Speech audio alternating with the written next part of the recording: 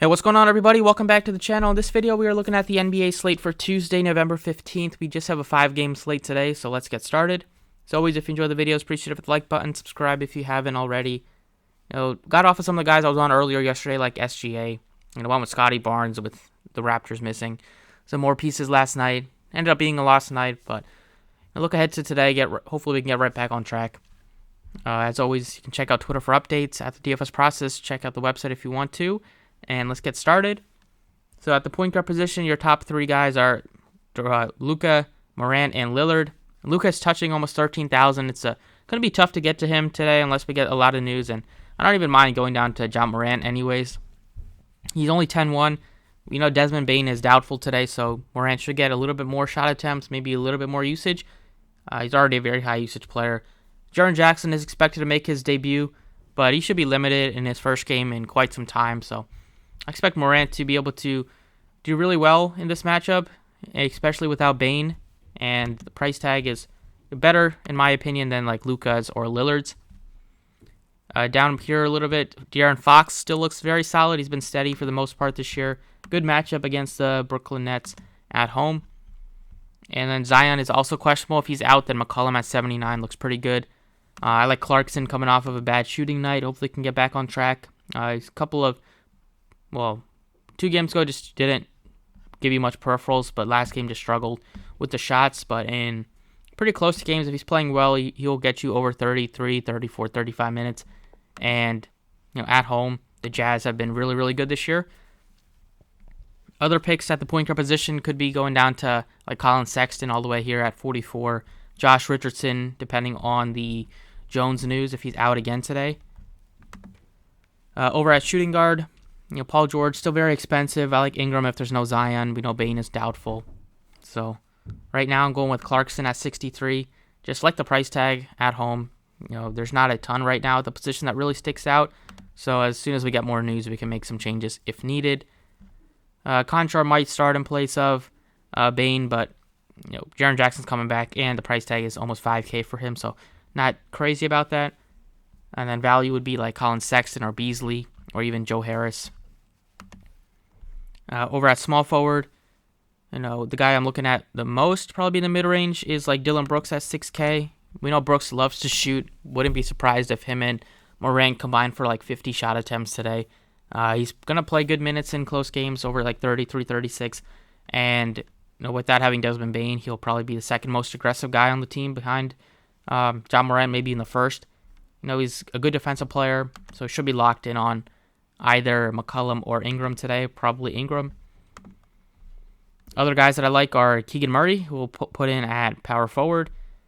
And even like Harrison Barnes looks decent, but I like Murray a little bit more. Probably gives you a higher ceiling.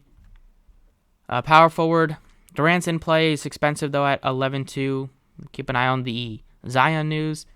7K range, Markkanen can still give you big games, even though the price tag is up there now. Don't want to play Jaren Jackson his first game back. You don't want to play Ben Simmons. He's really, really bad.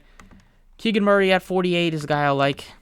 He's pretty cheap. He can easily get you 6, 7, 8X, depending on how well he's shooting. Sometimes he'll give you a low floor, but coming off of last performance, hopefully he can build off of it. It is a good matchup against Brooklyn, and they're at home. So I'm going to hopefully bet that he gets me at least like 25 plus instead of below 8, given the amount of minutes that he'll typically play. So for right now, at that price tag, he's definitely one that looks pretty interesting. And then over at center, if there is no Zion, then you're going to be looking at like Valanciunas at 72 would be a great play, just because they're going to need a size out there a little bit more. Nick Claxton at 59, he also looks really good. He left the game early against the Lakers, but typically he's been really, really productive with rebounding. The price tag is below 6K for him. He's shown a couple of 40-plus point games, and the Kings are really bad at rebounding. So they only have like Sabonis there. He did have a huge rebounding game last time out, but still. Claxton can crash the glass, get some easy baskets. So at 59, given the double-double nature that he can give you, I think he looks really solid. And then like 47 for Vanderbilt also looks pretty good. That's what I got right now on DraftKings. Let's look at FanDuel. So on FanDuel, pretty similar for the most part. I still like John Moran at the point guard position. Luka's 12.4, Lillard is 9K, Moran sandwiched in between at 10K. He looks really good. McCollum, if there's no Zion, like I mentioned.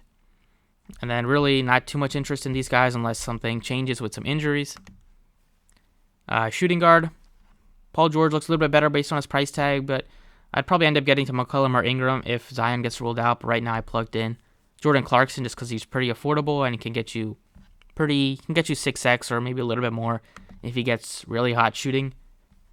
Small forward, Dylan Brooks going to be a great value at 52. He's shooting guard and small forward eligible, so guys like Barnes and Keegan Murray a little bit more expensive than they are on DraftKings. I'd rather go down to Dylan Brooks without Desmond Bane. Power forward, Julius Randle is really nicely priced at 75. He's pretty safe in this matchup against the Jazz. They're really bad at rebounding. They have nobody to rebound besides Vanderbilt. And Markkanen's been doing a better job this year just because they need him to.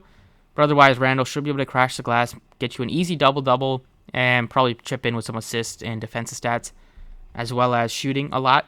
So at 75, he looks really solid. Vanderbilt at 52 looks decent. And then Larry Nance, depending on Zion news, or Hartenstein, depending on Robinson news. And then at center, I put in $6,400 for Nick Claxton once again. We'll see if Nurkic is in, then you can look to him at 66. If Zion is out, then 62 for Valanciunas would be one of my favorite plays of the slate.